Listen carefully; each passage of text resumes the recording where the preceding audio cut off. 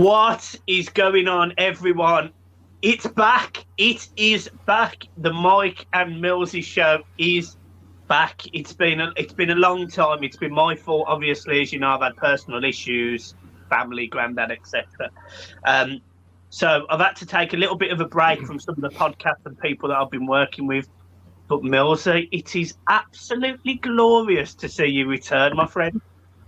Mate, it is so good to be back on the Mike and Millsy show. We've been in contact throughout, and we've spoke a few times throughout, obviously, what you've gone through. You've been very public with your followers and your supporters of what you've gone through. So it's great to be back on from myself and all of the lads at Cross the Park podcast who've told me to say this to you. We wish you and your family nothing but love, my friends. It's great to be back on. Well, thank you all, and tell the lads the same. Love to them all, and a happy new year to Across the Park podcast. If you are new to the YouTube channel and us, make sure you go and subscribe to those guys. They're absolutely smashed it on YouTube. Match reaction yesterday, about 7 to 8 minutes. The three of them, sort of like an instant rant, really, weren't it? Oh, God, man. I mean, do you know what? Because we are a podcast for both teams, the Reds instant match reactions, this is not like a gloat or nothing, but they get such low figures than the Blues, and we've figured out why. People enjoy blue misery. They just want blue misery. They want to see Everton fail. They want to see us react to it. And I'm sure tonight, Mike, on the Mike and Millsy show, it's going to be no different. Let's expect big views because Everton lost. Oh, yeah. I mean, I want to get into a couple of things, but I feel like there's so much to unravel about the game. I want to get into the reaction, and this is going to sound really horrible, but the Brighton fans' reaction. I don't know about you, but my reaction, Seen it. I've got some incredible Brighton opinions about how they're bigger and better than Everton now. This isn't the slagging off Brighton, but fucking hell, they are a very confident fan base right now. Do you know what? I think me and you are wise enough to sort of appreciate that. I think it's great that they're on a journey, because they're a club who have had very, very limited success in their past, and I think they appreciate being in the Premier League. They appreciate coming to Goodison Park and taking 3 points. They appreciate they went to Anfield and took a point. They went to Stamford Bridge and took a point. So if they're feeling good, and if they want to leave you some comments letting you know they feel good, then I'm all about. I'm all about it. You know, Godspeed. I wish I felt that good, but I'm sure we'll get into why I don't feel that good. I feel up to there with it. Yeah. Well, let's get into it. Let's get into the game. 2.5 minutes or 3 minutes it took for Brighton to go 1-0 up, and the defending was absolutely pathetic. Like, how McAllister has that room in the box after the ball has sort of bounced around a little bit was beyond me, and he just slots it through Pickford. You can't blame Pickford. He can't do anything. He's standing in front of him. No. But again, the defending from Everton, Michael Keane, Mason Holgate, appalling. It was that easy because it was Mason Holgate and it was Michael Keane.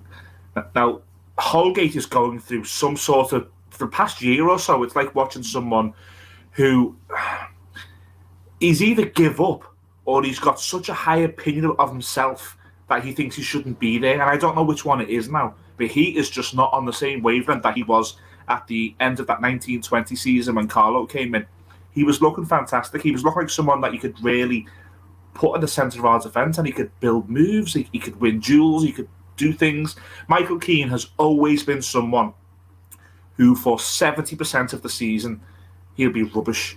You do get a 30% of Michael Keane, I'll give him that. You do get these odd games where you go, okay, now he was solid there that night. I don't know how that happened, but he was solid, and you do get that. But overall, them two, that is the worst partnership that we can put on a football pitch as a centre-half. Them two are the worst. And it was that easy for Brighton yesterday because they were the pair.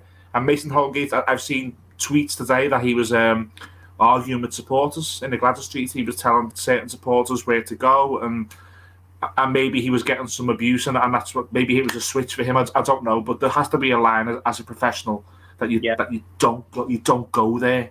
And he's not 18. He's what, 24, 25 now. That's still a young man, but that as a professional footballer, that's the age where you should know better.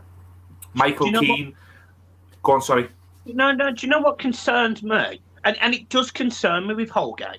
Is I feel like in every game he has a moment where you think that's really good. So, for example, the game yesterday, he makes that last-ditch tackle. I can't remember who's running through. He slides in, he puts the ball back round, stands up, and off we go. And I sit there and I think, why can't you give me that for 95 minutes? Like, you clearly can do it for 30 seconds of your Everton game. It's there. Why? It's there. It's there. And it winds me up because 1920, as you rightly say, Mason Holgate was a defender that I was calling for England call-up. I was saying he deserves to play in that. I think it was the Nations League or whatever it was at the time. I sat there and I went, he deserves a call-up. Him. I don't know what it is. He's always chewing his gum. He always seems really cocky and confident. And this isn't like a personal vendetta against Holgate because there's loads of players that we could go into about this.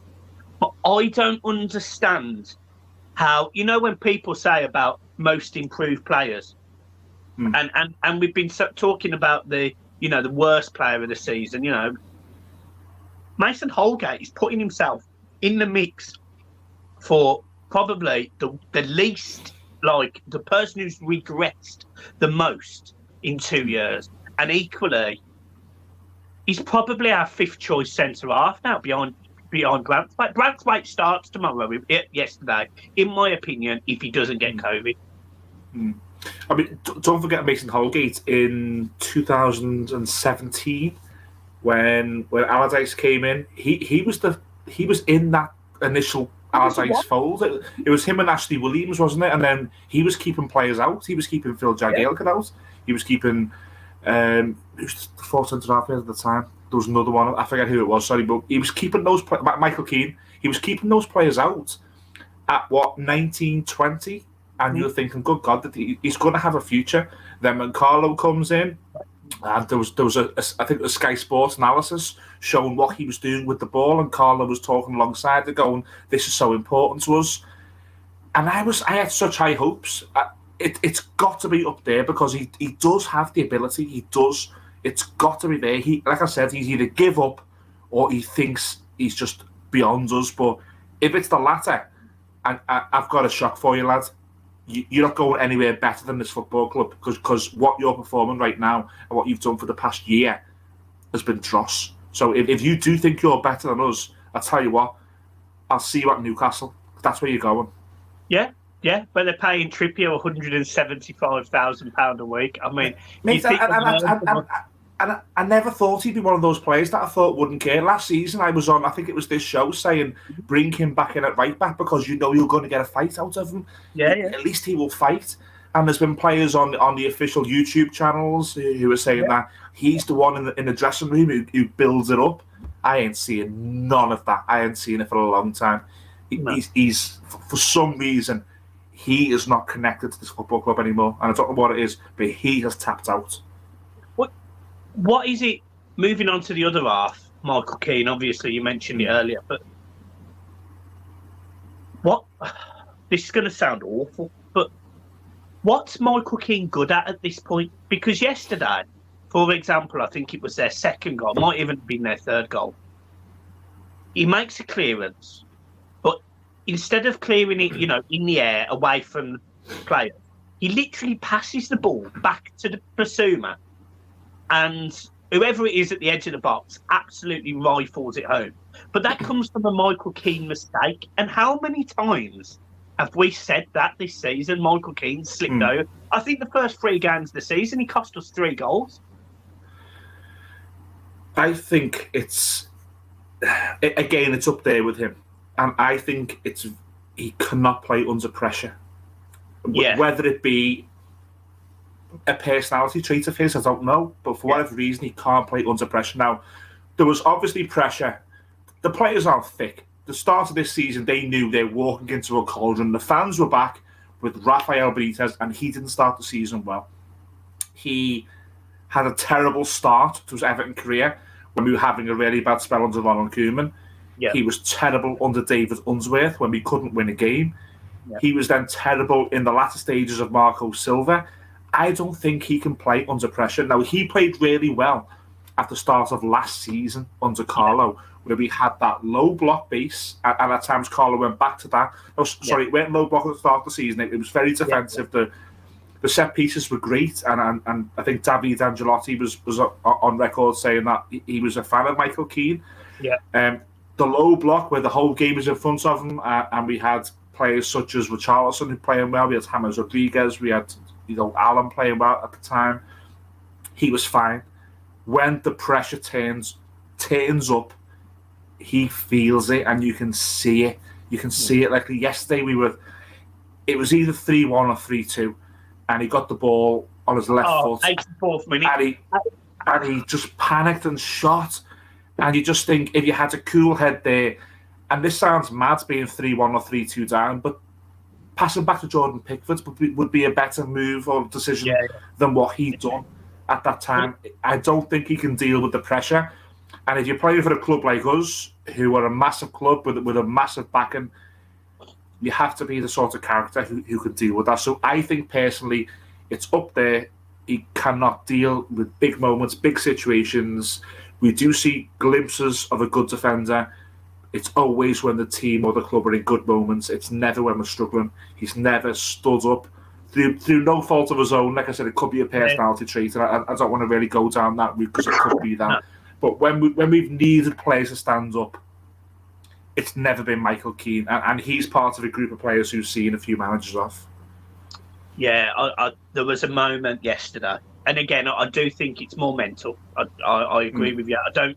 Whereas with Mason Holgate, I think he's got that personality, and I think he probably has got that chip in the shoulder, and he can deal with it because he's confronting fans, and arguing with them.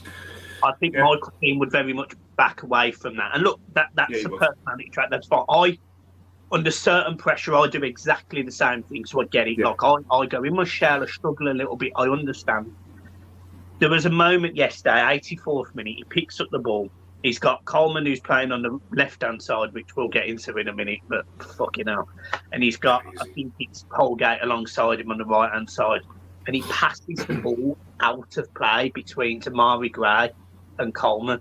And the whole world looked like it was on his shoulders for 20 seconds. It looks like he wanted the ground to swallow him up. And in that situation, I sort of want to see a player go, push it off. Get back on it, not worry about it. Let's make the next pass. It's the 85th minute. We've got 4 minutes of added time. We've got 9 minutes to get a goal in this game. And it didn't. He seemed to go in his shell and regress and really struggle. And I sat there and went, I absolutely appreciate the maybe it's not quite right up top and maybe you're struggling the pressure. I get it. But we really need you there, and I almost wanted to be personal with him and say, we really need you here, Mike. Just get through it, mate. Really battle through it. And I just don't think he's capable of it. And that's not me being horrible. I think Everton, there was a reason why he didn't succeed at Manchester United. There was a reason why he couldn't break in that side. They had a very good set of defenders, fair enough. He looked fantastic at Burnley. Absolutely brilliant at times at Burnley. And maybe that was his level at the time. Maybe a top 10 team-ish around that Burnley position. Maybe that's where he was because he's come to Everton. And I don't think he's never stood out to me and gone, he's a defender for Europe.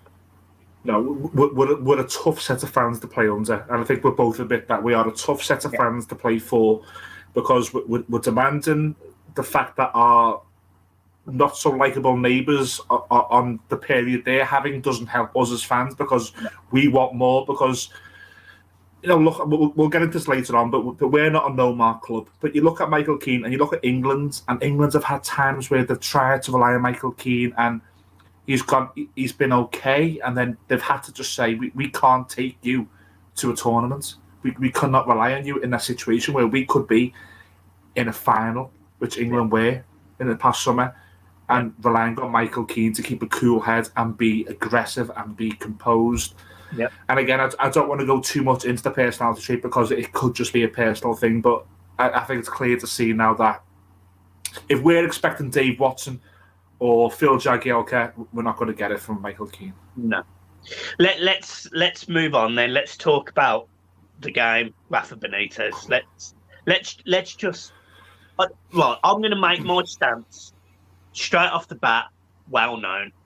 I've been Rafa out now for weeks. I think even before I sort of had a sabbatical away from our podcast, Millsy, I think at that point I was Rafa out. It's unacceptable. Carabao Cup out. I appreciate this squad of players wasn't his, and I get it's not a very good squad of players. But this squad of players shouldn't have been falling down the league as it was at the time, and now currently sitting level on points with Leeds, who have had an absolutely astonishingly bad season, and a lot of their fans have turned on Bielsa, who is their almost god. So it really does speak about how bad Everton have been when you compare us to Spurs, who found out it didn't work out with Nuno and pulled the trigger. Off you go. It's not working. I don't understand why Mashiri has put so much faith in this man, especially, and I'll add this, especially when it turns out some of the ludicrous boys that we spoke about, like Iwobi and some of the others, and I have dug them out and slagged them off and said they were terrible boys, wasn't even Marcel Brands. It was Mashiri. So I feel like my football club, the club that I adore and have loved my entire life and have travelled, as much as people will call me a wool or whatever, I'm not bothered, but the miles I have travelled, home and away, because home is practically an away game for me. And before COVID, before Grandad, you know yourself, Millsy, I was at every home game. I never miss a game. I really struggle with the fact that my football club is being run by a board of directors I can't relate to at all. I don't understand what's going through their head. And we're being managed by a manager who yesterday and at times has took little pops at the fans. Yesterday he took a pop at us on his post-match interview saying, you would think that most fans would be happy substituting a defender for a striker. Well, I would if it was worth a fiver, like if it was worth anything, but he's not. So I sat there and can't believe that Rafa Benitez is still the manager of this football club, and even worse, his feet are so far under the table. He's not going anywhere. No, he's not. I don't know how.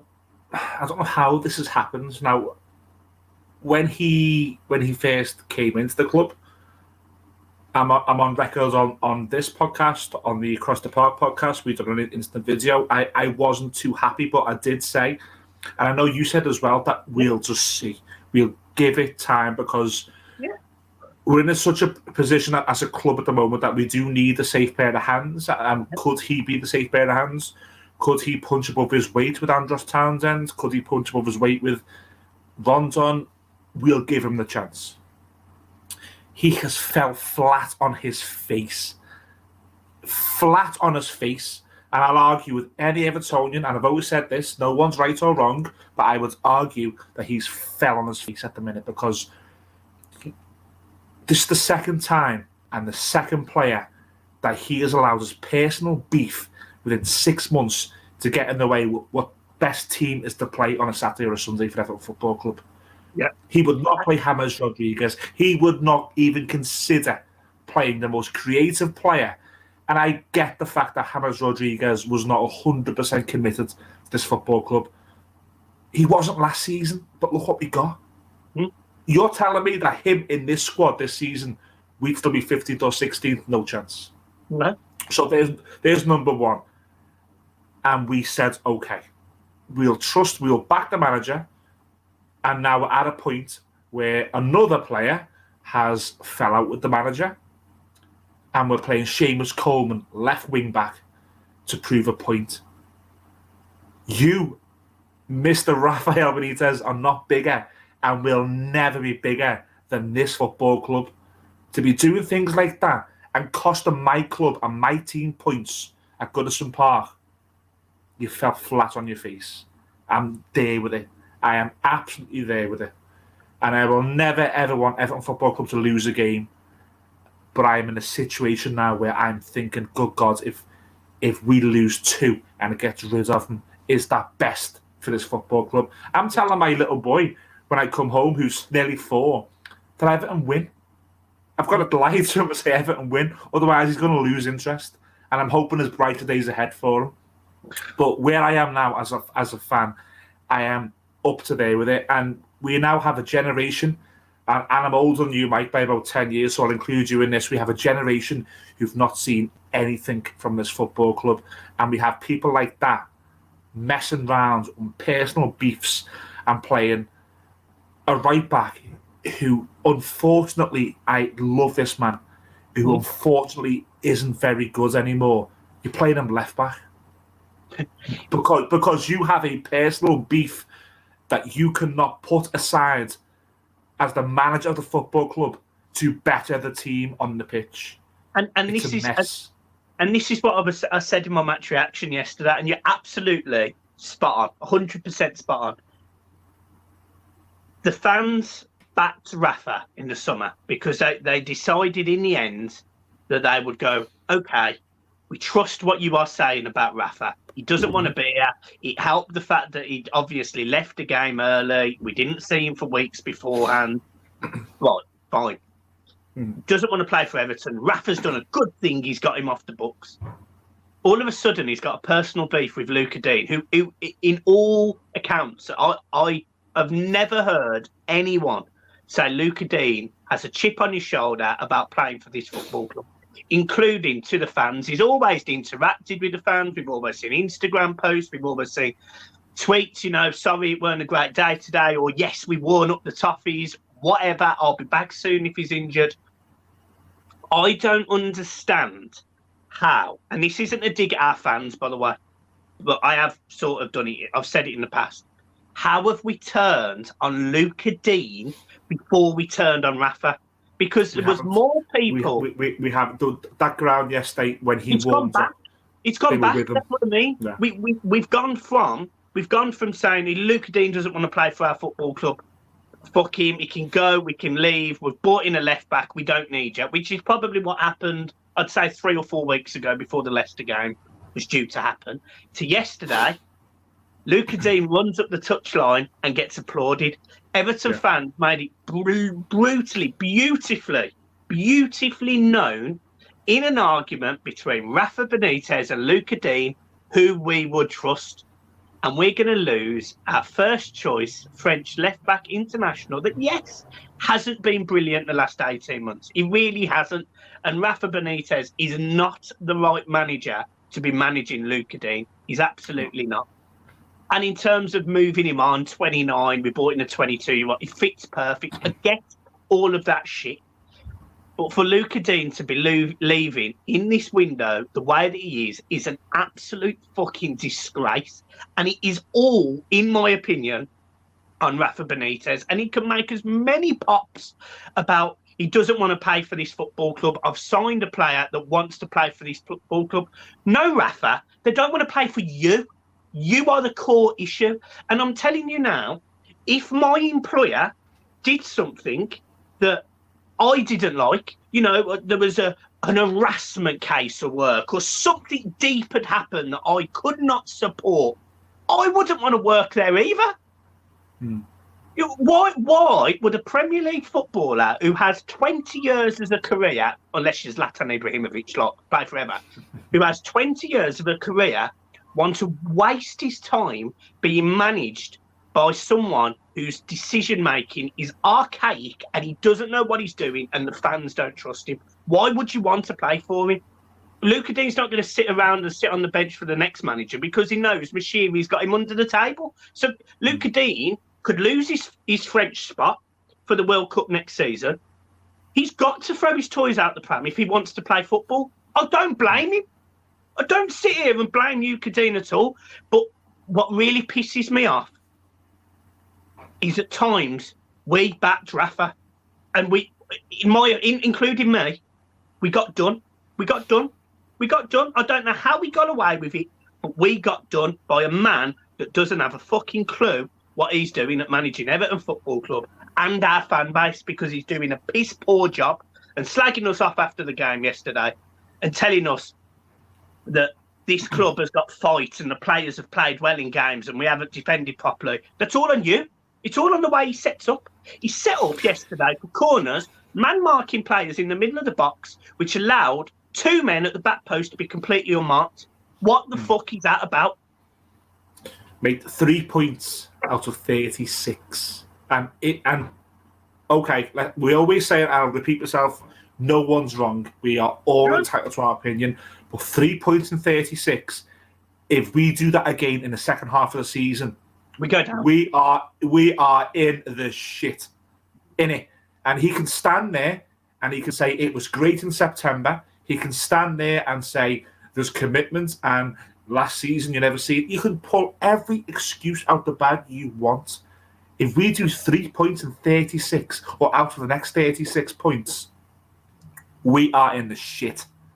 Big time. And I don't see the way out of it. I'm looking at the fixtures now. And I said to you on text before, Norwich and Aston Villa, I've got no confidence that we would beat them. I was on the Liverpool live radio station last month, right after we beat Arsenal on a Saturday afternoon, and the guy said to me, he said, "Oh, so Palace away tomorrow, and you must be buoyant." I said, "You must be joking. They will not take that into Palace on Sunday." No. And he was quite shocked by it. And I said, they will not be set up to do it. What happens? We play Andre Gomez as a number 10. We get walked all over. We lose 3-1. It's a mess. It's a mess. And we knew it. We knew that this would happen. All of the fans, even the most positive fans, when this happened in, June or July when he was appointed, we all knew it could and it would get to where we are now. I am with you, Mike, honestly. I had a pint with John yesterday before the game, and I think he's a little bit more, let's give it time. I don't know how he feels today, but yesterday he was a little bit more like, not happening. Not happening.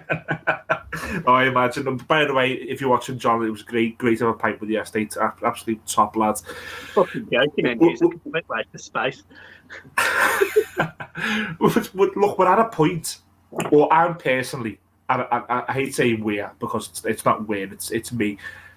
I'm at a point now where if I didn't do these things, if I didn't do the Mike and Millsy show, and if I didn't do the Across the Park podcast, and I didn't have a little boy who's nearly 4, who's singing Everton songs, and he's asking me, when can we go to the game again? If those 3 things didn't exist, I'd have to walk away for a little while, because I'm so disconnected with what's happening. I'm looking at an owner who, thank you so much for finally delivering the stadium, but out when it comes to football decisions, because you're buying Alex Iwobi, you're buying Wayne Rooney at 32, you are bringing in Rafa Benitez to this football club, you are bringing in a director of football who his hands were tied at the end, and if you didn't want to tie his hands, don't renew his contract. Decisions like this are just an absolute joke. If you don't trust that man to run your football club, do not renew his contract in the summer, because there's one more we've paid off now, and when those accounts come out next month, there's another red blotch on them because of these decisions. I'm at a point where, like I said before, with this generation of Evertonians, and I'll class you in this because you're younger than me, have seen nothing really. And the next generation are going to grow up thinking that we are permanently just a mid-table club. Now, yes, at the moment we are a mid-table team, but by God, this club is so better than where we are right now. You're talking about a club who've got 9 league titles, 5 FA Cups, the European Cup in this cup, all of the history in this club. Dixie Dean, Alex Young, the golden generation of Kendall, Harvey and Ball. The 80s team. Just go and watch Howard's Way. And we've got a section of fans now who are about to just think that we are who, I don't know, take your pick, Wolves, Watford. Name any team in the Premier League who aren't doing anything. There's fans out there who are going to grow up and think that's us. And we're so far away from that. This is Everton Football Club. And there's players out there who don't deserve to wear the shirt. There's an owner there who doesn't deserve to now making the decisions he's making because it's killing us. And you've got Rafael Benitez as the Everton manager who's making decision after decision, week after week, which is not benefiting us at all. We are going into Hull away on Saturday into a cauldron. If I was a Hull fan, I would be like that right now. That. With Everton Football Club, we deserve a lot better than where this place is right now. And the people who are doing it, the manager included, more than most, deserve to be held accountable. It's an absolute joke. Honestly, wow. There was just one thing I wanted to just add in there, and I'm just going to add it at the end. You speak about the next generation of fans. So you've got me. It was 3 when we won the FA Cup, and our sons are the next generation. My son, because he knows the results, doesn't even want to go and watch them. He's gone and running around his bedroom singing "Duncan as a Pigeon" and "If I Had the Wings of a Sparrow," to say to me, "Dad, why do I want to travel and watch Everton lose at home to a team?" Get beaten. Well, why does he want to do that? And as I've said many times, and people have argued with this point, and it's fine if people disagree with me, but there will be less Evertonians in our children's generation than there is now. And if we don't pick up their ideas for those generation, there'll be even less then, because more fans are supporting the Man Cities, the Chelseas, the Liverpools, the Man Uniteds, because they're always at the top of the table. They're always, they're always up here, and we don't want to support a team that's here or even down here sometimes, and occasionally gets up there. We want to support. We are the best thing. The best thing that club has got, because we've been saved nothing now for 27 years. We've been saved a 4th place finish, a 5th place finish. We've been saved some European away days, a couple of days at Wembley. It's just, at some point, something has got to happen to make this better. It's got to. And if it doesn't, then I don't know where we go. And I said on the instant match reaction yesterday that I'd done, it could just need one thing. It could just need one thing, but we've got an owner who hasn't got a clue what the club needs. So, yes, the ground is going to be fantastic. Good God, if we take 3 out of 36 the second half of the season, that ground's going to be half full playing Preston North End on the first game of the season. And that is not me being overreactive. That is me saying to people who think we're being overreactive, 3 in 36. If it happens again, we're in the shit. Yeah. It's a very real... We are on a knife edge as a fan base, as a club, right now, knife edge. It's got to be... Someone has to do something to make this better, and it could be that we just need a big signing to come in and lift the club. It could be that we need the right manager to now come in and lift the club. It could require us as fans to be quite patient and say, we have to accept that we are going to finish between 8th and 11th for the next 2 seasons. And I think some fans at the start of this season were on board with that. We ain't finishing 8th and 11th this season if it carries on the way it's carrying on. We went 3-1 down yesterday, and the first thing he done was tell Rondon to get his tracksuit top off. It ain't happening with this fella. It is not happening with him. It's not at all. This club needs something. It just needs something, and I'm not paid enough money, and I don't have enough money to make the decisions that what it needs. I just know as a fan who puts his money into the club every single season and has grown up with that tower in my heart, this is crap at the minute, and something has to change. I've never felt so disconnected, and if I didn't do these shows and I didn't have a little boy who's an Evertonian, I would be very, very close right now to just saying I need to break from this because it's rubbish. Let's just briefly, I appreciate you've got to go, Millsy. I'm ever so sorry I dragged you away from the family. No, don't worry, mate. No, don't worry. It's fine. We've got some time, don't worry. I just want to touch on our two new signings. Everton, madly, it looks like, are spending 30-ish, £35 million on two players this window, where I didn't think we had £35 million to spend. I'm shocked at this. It looks like the young lad from Rangers, which I'm personally, I mean, you can't tell off my face because it's a real struggle at the minute, but I'm genuinely thrilled about. I rate this kid very highly. He hasn't been able to get into the Rangers side because of, they've got the club captain in front of him, Tavernier, sorry. Who's a good player as well. I think his stats are really good, aren't they, Tavernier? Yeah, so Patterson, strikes me as a hell of a prospect, young lad. And we've signed Mikalenko, who has got Champions League playing experience, is prepared to put a foot in and can carry a ball and can be quite attacking. What's your take on the signings? What's going on? And what else do you want? Does that help? What? It sounds so negative, and I sound so one-sided in my beliefs right now. But I just can't get excited at the moment by it.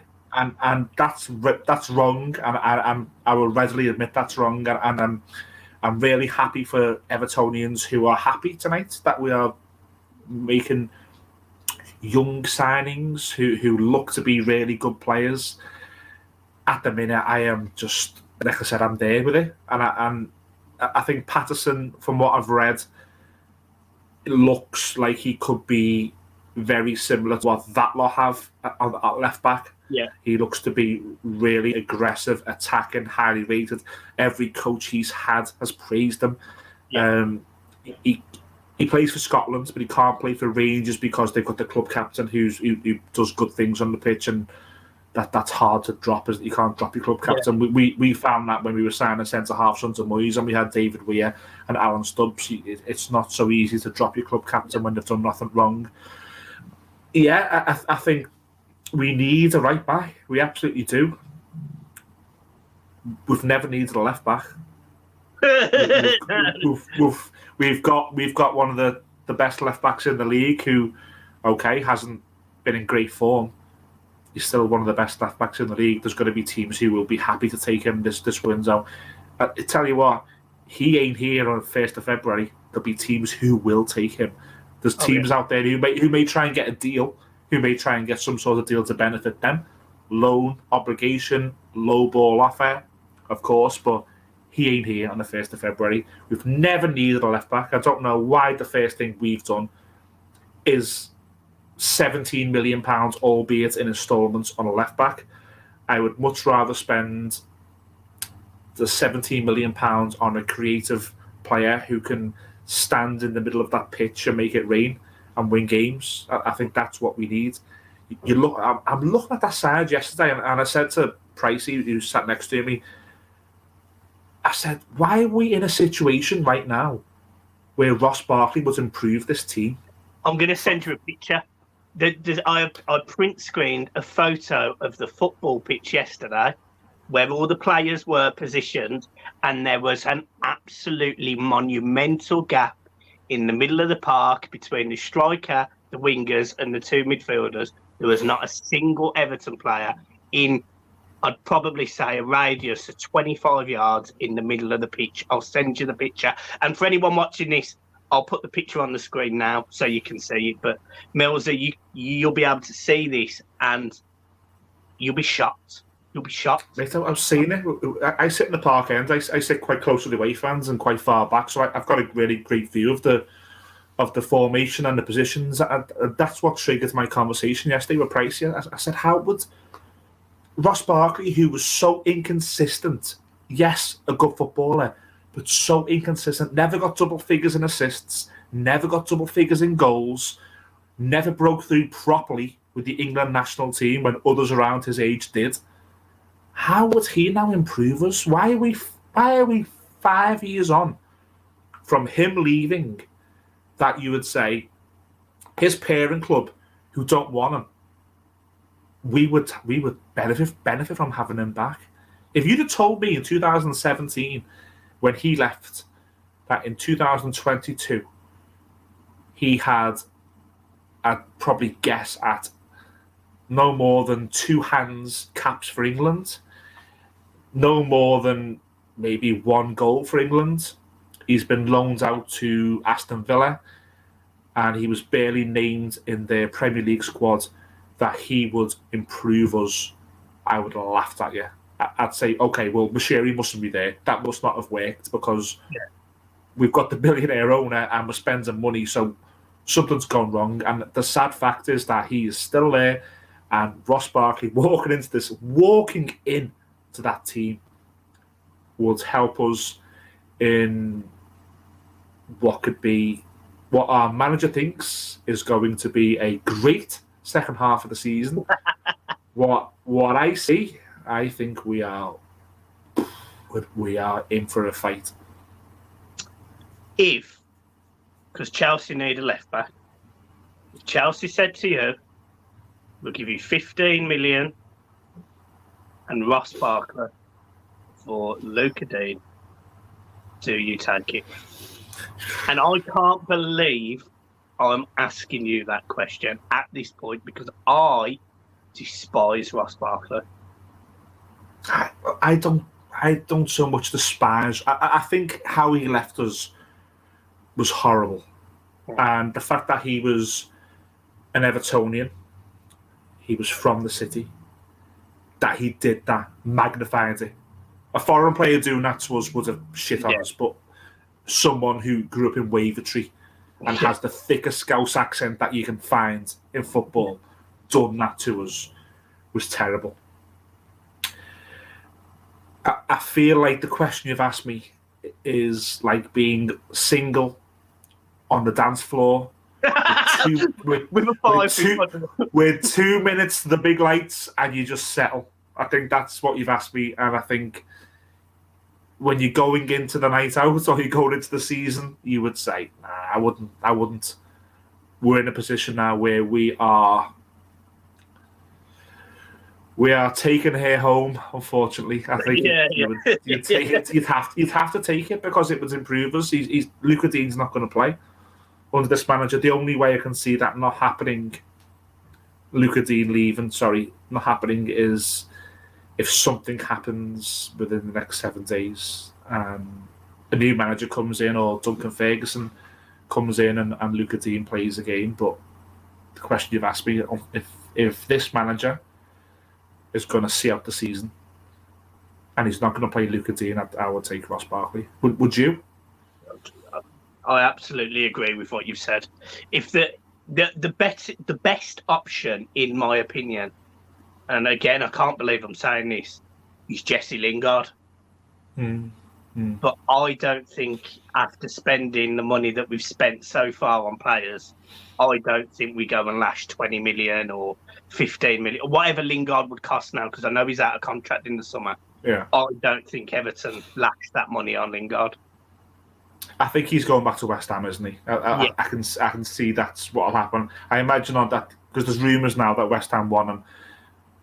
Moyes was always a fan of deadline day. When David Moyes was our manager, it was always with deadline day because he spent the money like it was his own. And I imagine on the 31st of January that Lingard ends up back at West Ham on some sort of obligation or a deal. I don't see that happen. I'm with you. I think Lingard would be a great fit. I think someone who's lively, who's attacking. I think he'd link up well with Anthony Gordon, Damari Gray. I think that would be a really good trio to have on the pitch at the same time. I don't see it. I think we're just in a position now as a club where we're just trying to get what we can that makes us better. And I'm sure we'll sign someone, and I'm sure this manager will tell us tales of how it was a great deal and we're going to have a great second half of the season. But the proof is in the pudding, unfortunately, and the pudding at the minute is stale. It's just not. It's not there. I hate to do these videos because I know we try and do really great content and stuff, but I'm just not with it at the minute. this football club and this team at the moment, minus certain players, minus certain things being the community and some of the staff who work there who agree, players being Tamari Gray, Anthony Gordon. I still love Seamus Coleman. I think the goalkeeper's a great goalkeeper. I think the striker we've got's a great striker. I think Tamari Gray.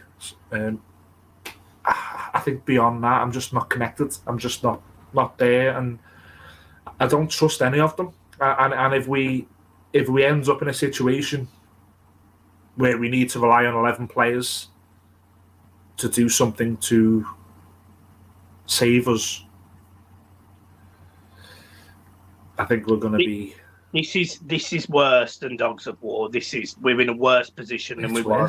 We had leaders in that side, and I wasn't even. Again, I was very young at the time, and this team. If you say to me, this team's in the bottom three with 3 games to go, I'd put money on Everton getting relegated. You look at go past Dogs of War, go to 97-98, the Coventry game. Yeah. That season overall, Gareth Farrelly was not a very good footballer. He was out there week after week trying and trying and trying. And you don't really see that now. You just don't. I mean, some people are fans of Alan. Some people are fans of. I thought Alan was really good yesterday. Personally, yeah. I mean, I'm not seeing it with Decore. I'm not seeing it with Decore, and this might get lots of comments and lots of criticism. I'm not seeing it. Did I see it at the start of the season? Of course I did. He had a great start. You're telling me since he's came back, he's done anything? He was as guilty as them all yesterday. He didn't have a very good game. I'm not seeing it with him. There was one time in the first half, I think about 15 minutes in, Decore gives the ball away 3 times on the edge of our box. He gets the ball away, wins it back, gives the ball away, wins it back, gives the ball in a spell that created a chance for Brighton. Here's one for you. If you transfer listed Decore tomorrow and you said we want 35 million. Yeah. Where's the highest he would go in this league, do you think? Do you think he would go to a team who are fighting for things? Do you think a team who want to win things this season would take Decore? Do you think he's that good?